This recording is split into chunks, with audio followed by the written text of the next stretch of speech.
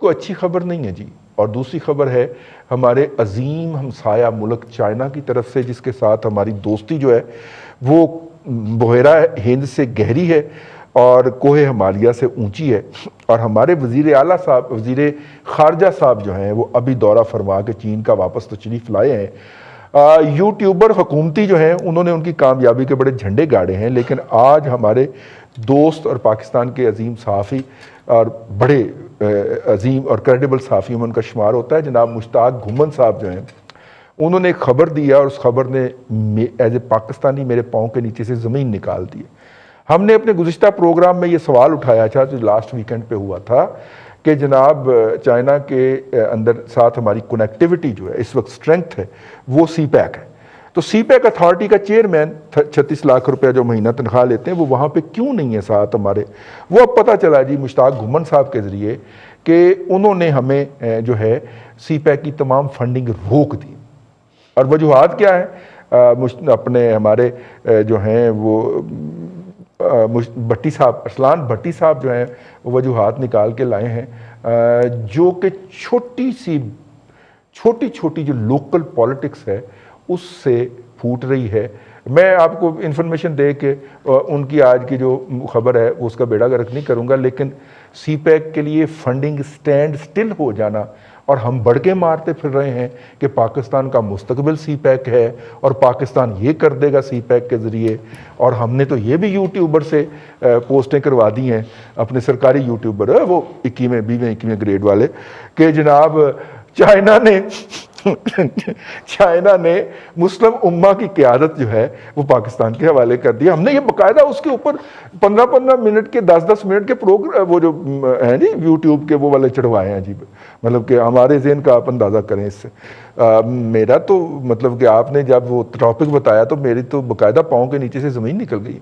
साहब वो वाकई ज़मीन निकलने वाली बात ही, बल्कि इससे ज़्यादा की बात है कि वज़ीर ख़ारजा साहब जो ये दौरा अकेला करके आए हैं उसकी रीज़निंग क्या थी, जो 3 दिन पहले हमने सवाल छोड़ा था उसकी रीज़निंग आज हमें पता चल गई है। मसला सिर्फ इतना सा है कि चाइना ने पाकिस्तान की हुकूमत से रब्ता किया। उन्होंने कहा है जी कि इस खबर के मुताबिक, जो आपने खबर का जिक्र किया मुश्ताक घुमन साहब की जो एक बिजनेस रिकॉर्डर में आज छपी है, उसमें उसने कहा जी कि फंडिंग जो है CPEC के लिए सारी की सारी रुक गई है। इसमें रोकी जा रही है, हाँ जी रोकी जा रही है। और आगे उसने क्वेश्चन मार्क दिया है कि क्या मजीद फंडिंग होगी या कब शुरू होगी कोई पता नहीं है। मसला ये जी कि 22 टोटल मंसूबे थे CPEC में जो बनने हैं, उसमें से 9 चल रहे हैं, 8 अभी जो है वो थोड़े थोड़े शुरू हुए हैं, 5 जो है वो बिल्कुल भी शुरू नहीं हो सके।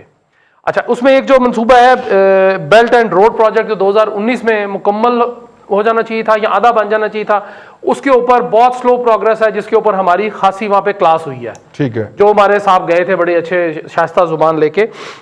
अब हुआ क्या जी कि उन्होंने एक जो चीनी हुकूमत ने जो उनसे हमारे से गिला ये किया है कि जी आपके कौमी एहतसाब का इदारा जिसको हम नेशनल अकाउंटेबिलिटी ब्यूरो कहते हैं, नैब ने आम जुबान में नैब, उन्होंने सर से पांव तक वो जो शरीफ सा इदारा हमारा है, उसने ये किया जी कि उसने एक रेफरेंस फाइल किया जिसमें मियाँ शहबाज शरीफ और एहसन इकबाल जो CPEC अथॉरिटी के चीफ थे उस वक्त पिछले माजी में, उनके खिलाफ एक रेफरेंस फाइल हुआ है जी कि इन्होंने कुछ ठेके पैसे दे के यानी रिश्वत ली है मुबैयना तौर पर और ठेके दिए इन्होंने चाइनीज को। ठीक हो गया। अब चाइनीज ने, और उसके बाद जो पैसे रिश्वत के तौर पे चाइना ने उनको दिए हैं वो उनके फॉरेन अकाउंट में चले गए हैं, यानी जो चाइनीज हुकाम है उनके नहीं पाकिस्तानी एहसन इकबाल और शहबाज शरीफ के जो फॉरेन अकाउंट में चले गए हैं। ठीक हो गया। अब चाइना ने जो राब्ता किया उन्होंने कहा जी कि केस तो चले आपने बना दिया, लेकिन आपने हमारे पे 2 इल्जाम ये लगा दिए जी कि हमने किकबैक्स दे के तो हमने एक तो प्रोजेक्ट लिया, उसके बाद हमने एक इल्जाम ये साबित है आपने आपके बकौल, दूसरा उन्होंने कहा जी कि हमने पैसे दिए फॉरेन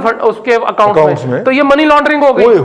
उसके बाद उनका ये तीसरी जो उन्होंने पॉइंट रेज किया, उन्होंने कहा जी कि अगर हमने ये काम किया तो इसका मतलब है कि हम तो वर्ल्ड ओवर जो प्रोजेक्ट लेते हैं तो सारे मनी लॉन्ड्रिंग के जुमरे में आ जाएंगे, तो हम तो गए, हमारे तो अरबों के प्रोजेक्ट्स हैं। फिर उसके ऊपर उन्होंने वजीर खारजा साहब की जो है डांड डबट जितनी वो कर सकते थे, इसीलिए आपके जो दोस्त हैं खास जो चेयरमैन साहब हैं वो नहीं गए।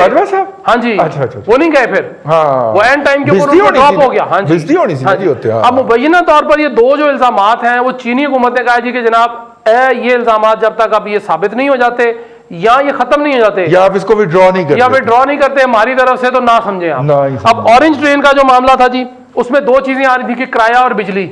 उन्होंने कहा जी बाढ़ में जाएं, ऑरेंज ट्रेन चलाएं ना चलाएं, हमने दोनों वो भी छोड़ दिया।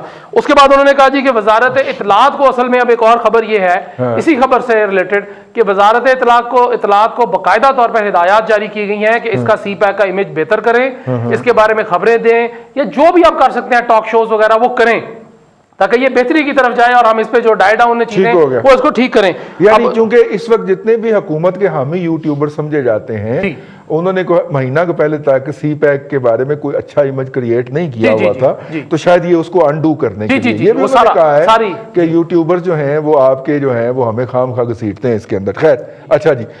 उसके बाद आखिरी 3-4 चीजें जी कि एंग्रो पावर और जमा हापको, ये हापको जो था ये 14 अगस्त को जो है ये 1320 मेगावाट का था, ये जनाब 14 अगस्त को भी ये हो गया शुरू। उसके साथ जो एंग्रो पावर था वो जुलाई 10 2019 को शुरू कर दिया गया। उसकी फंडिंग का भी मसला थोड़ा सा आ गया है, वो शुरू कर दी गई, वो काम तो शुरू हो गया लेकिन मसला यह है कि फंडिंग भी चाहिए, उसके लिए पैसा तो चाहिए ना जी, सारा कुछ। उसके साथ इनके अंदर चाइनीज पार्टनर हैं। हाँ जी, सारे वो चाइनीज हैं जी। जितने भी हमारे बिजली घर बन रहे हैं ना, वो चाहे हाइड्रो है, हाइड्रो का मतलब जो पानी से चलने वाला है, या थर्मल जो तेल से चलने वाले हैं, वो तेल और गैस जो मिक्स होता है, उसमें सारे के सारे उसमें फंडिंग कहीं ना कहीं चाइना की यहाँ टेक्निकल एक्सपर्टीज है, टेक्नोलॉजी या फाइनेंशियल, बिल्कुल ठीक है, वो दोनों उनके शामिल, वो भी उस पे काम मसला हो गया। ये बुरी खबर नहीं पड़नी, इसकी हम लेते हैं, वो भी अपनी जगह पे हैं। हमने सिर्फ इस खबर को इसलिए टेकअप किया है कि ये खबर छपे हुए कम अज कम ये प्रोग्राम नशर होने तक 18 घंटे हो जाएंगे, और इतना अहम इशू है, और उसके ऊपर वफाकी हुकूमत, उसका तर्जुमान, सी पैक अथॉरिटी का चेयरमैन अभी तक लम्हा मौजूद में कुछ नहीं बोले, क्योंकि इस खबर का तो इमीडिएट रिएक्शन आना चाहिए था ना, डिजिटल मीडिया के दौर के अंदर रह रहे। इसलिए हमने तवज्जो दिलाने के लिए इस खबर को रेज किया है ताकि सरकार इसके ऊपर रिस्पॉन्ड करके अपनी कौमी जिम्मेदारी पूरी करे।